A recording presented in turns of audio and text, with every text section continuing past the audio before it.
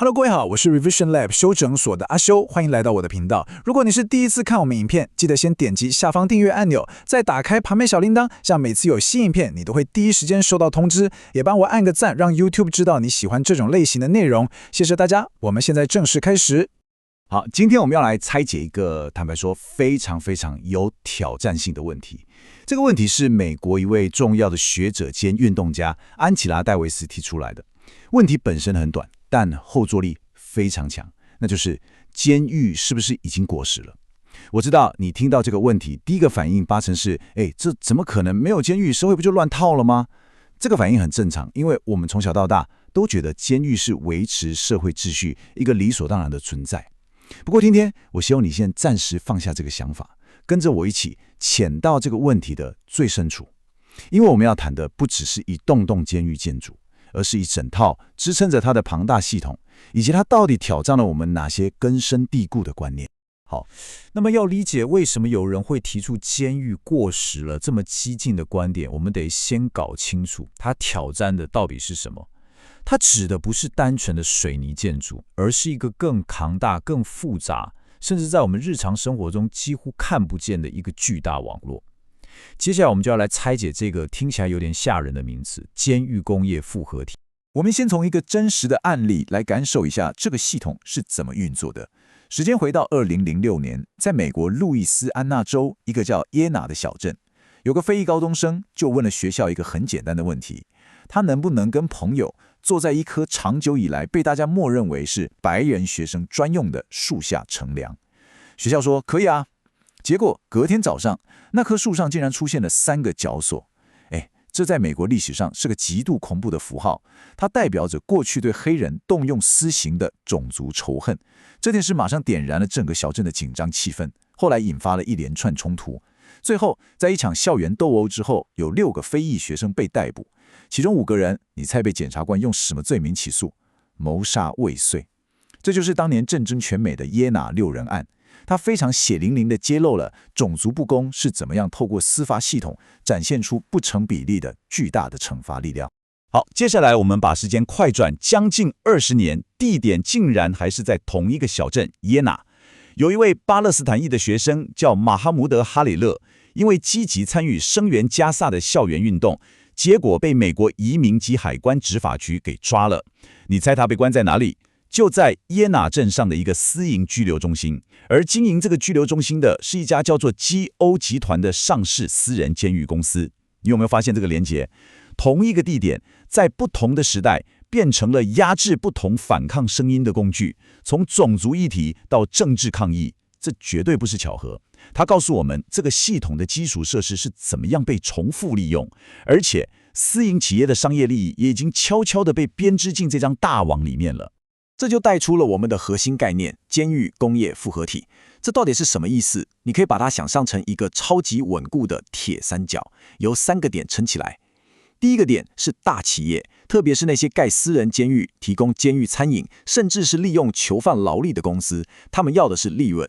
第二個點是刑事司法系統，也就是警察、法院、監獄這些，他們是權力的執行者。第3個點是政治圈，那些靠着喊嚴刑峻法來拉選票，同時又從企業手上拿政治現金的政客。你看，這3者就形成了一個互相依賴、互利共生的封閉循環。在這個結構裡面，關人這件事，它已經不只是懲罰了，它本身變成了一門超大的生意，一個可以創造巨大利潤，又能鞏固政治權力的龐大產業。當我們在討論這一些抽象的系統跟結構的時候，其實很容易忘記背後都是一個個活生生的人。我們剛剛提到的那位學生哈里勒，他從拘留中心裡面寫了一封信出來，裡面有一段話，我覺得非常有穿透力。他寫：“我的名字是馬哈穆德·哈里勒，我是一名政治犯。我從路易斯安那州的一個拘留中心寫信給你，在這裡，我在寒冷的早晨中醒來。”這段話的力量就在於，它瞬間就把我們從複雜的理論拉回到一個年輕人最真實的感受，這就是系統施加在個人身上最具體的重量。聽到這裡，你可能會想，哇，要挑戰這麼龐大又根深蒂固的監獄工業複合體，甚至提出要廢除它，這個想法到底是從哪裡來的？是哪個學者在象牙塔裡面憑空想出來的嗎？其實不是。接下來我們就要來一場思想上的考古，去追溯這個激進問題的根源，看看這些反對的聲音是怎麼從街頭的抗爭一步步走進學術的殿堂，最後發展成一套強大的批判理論。這整個演變過程其實可以簡化成4個環環相扣的階段。第一步是從1960、70年代開始的，當時美國社會各種運動風起雲湧，像是民權運動、反越戰、女性主義等等，都在激烈的挑戰當時的社會現狀。第二步，這些上街頭的學生和行動者回到校園之後發現，課本上教的那些傳統知識根本解釋不了他們在現實中看到的種種不公不義，於是他們開始向大學要求一種新的知識。第三步，大學為了回應這股來自社會的強大壓力，就開始成立很多新的跨領域的科系。最後，第四步就是這些新興的學術領域提供了全新的分析工具和看事情的角度，讓學者們能夠去系統性的檢視那些過去被認為是天經地義的社會體制，而監獄系統就是其中一個被拿來嚴格審視的對象。具體來說，誕生了哪些新的學術領域呢？比方說非裔研究，教我們從被迫害者的角度去重新看待歷史；女性主義研究，讓我們看見權力是怎麼樣透過性別在運作；還有酷兒研究，去挑戰社會對於性別認同的那些刻板印象。而在這個脈絡下，跟我們今天主題最直接相關的，就是批判性監獄研究，以及我們的核心理論之一——廢除主義女性主義。這些學科其實都有一個共同的 DNA， 他們都來自於真實的社會抗爭，他們的目標也都是要去治癒那些我們早就習以為常，但實際上卻充滿問題的權力結構。如果你正在聽，接下來這部分真的非常值得你筆記，因為我們要來釐清一個對於廢除 abolition 這個詞最常見但也最致命的誤解。它真正的意思可能跟你腦中第一個想到的畫面完全不一樣。很多人一聽到廢除監獄，想象的畫面就是把監獄的牆通通推倒，打開所有牢房，讓所有犯人立刻衝到街上，然後社會就天下大亂，對吧？但這是一個巨大的誤解。廢除主義者倡導的核心精神不是拆除，而是創造。他們的論點是這樣：犯罪問題往往只是更深層社會問題的症狀，像是貧窮、失業、教育資源不足、精神疾病、系統性的歧視等等。如果我們只專注於用監獄來處理這些症狀，那就像是只給肺炎病人吃止咳藥，卻不去治療他肺部的感染，根本沒用。所以，廢除主義的願景是反過來，我們先去創造一個健全的社會支持系統，像是普及的醫療保健、高品質的公共教育、穩定的住房、完善的心理健康服務。當這些社會安全網都建立起來，能夠從根本上解決那些讓人們走向犯罪的原因時，監獄這個工具自然就會變得越來越不被需要，最終就過時了。這像公共衛生的邏輯一樣，與其花大錢蓋醫院治療病人，不如先投資乾淨的水源和公共衛生，讓人們一開始就不會生病。而為這個創造的願景提供最堅實理論基礎的，就是廢除主義女性主義。這個理論最核心的洞見就是一句話：所有社會問題都是互相連結、環環相扣的。你不可能只談監獄問題，卻不處理種族歧視，因為數據很清楚，有色人種被關的比例就是特別高。你也不可能不處理資本主義下的貧富差距，因為絕大多數的囚犯都來自社會底層。你更不可能不處理性別不平等，因為很多家暴或性侵的受害者在司法系統裡不但得不到保護，甚至還反過來被懲罰。所以，廢除主義女性主義主張拆解監禁體系，跟建立一個反種族主義、反資本主義、真正支持所有人的女性主義社會結構，這兩件事必須要同時進行。他追求的是一個整體的、根本的解決方案，而不是頭痛醫頭，腳痛醫腳。好了，講了這麼多理論，你可能會覺得，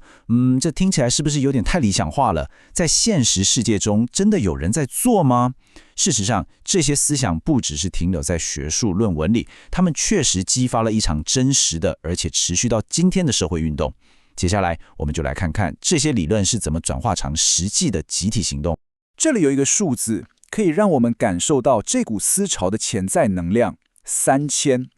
故事是在1998年，一個叫批判性抵抗的組織，在加州大學伯克萊分校辦了一場大型會議，主題就是要來探討監獄工業複合體跟廢除主義。主辦單位開始超保守，想說大概來個300人就不錯了。